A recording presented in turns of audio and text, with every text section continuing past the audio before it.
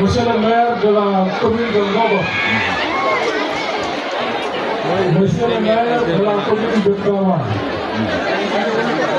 Monsieur le commandant de brigade de proximité de la gendarmerie de la Haye,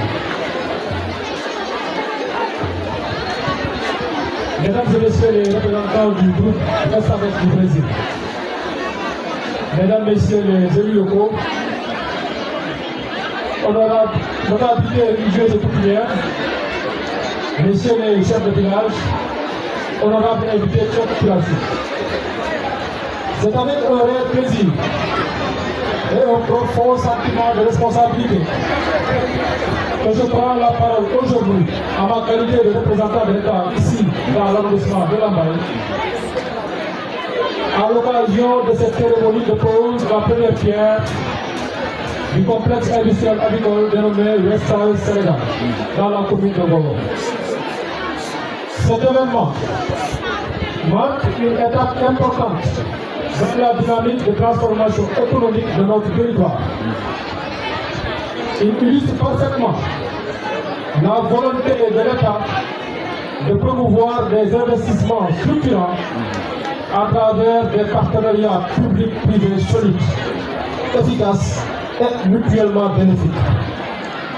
À cet égard, je tiens à saluer l'engagement de l'équipe municipale de la commune de Ngogo, avec à sa tête le maire Papa Morgo, ainsi que celui de ses partenaires brésiliens, dont la collaboration exemplaire a rendu possible ce projet ambitieux.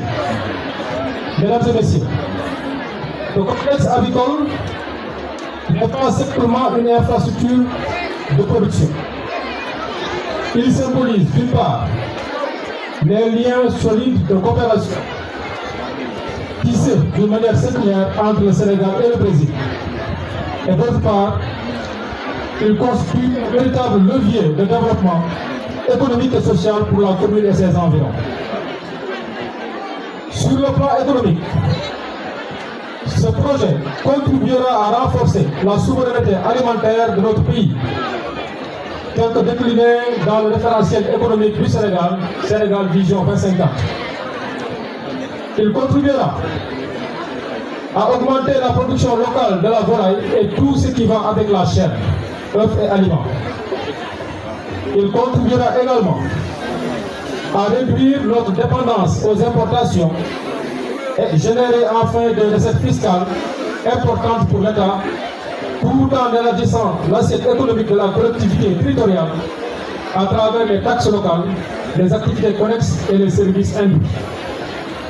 Aussi, pour la commune de Ngogo et les localités environnantes, il est certain que ce projet mené à bien aura des retombées significatives qui adresseront entre autres le développement du commerce, la dynamisation des marchés locaux, l'amélioration des infrastructures et la stimulation des petites et moyennes entreprises évoluant dans les chaînes de valeur agricole et agro-industrielle.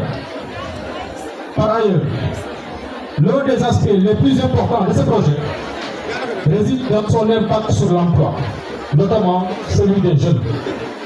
En effet, ce complexe industriel offrira des opportunités d'emploi directes et indirectes dans divers domaines. Production, transformation, logistique, maintenance, distribution, entre autres. Il contribuera ainsi à lutter contre le chômage et à fixer les jeunes dans le terroir en leur offrant des perspectives d'avenir concrètes. Mesdames, Mesdemoiselles, Messieurs, chers jeunes, au-delà de l'emploi, ce projet favorisera également le transfert de compétences et de technologies.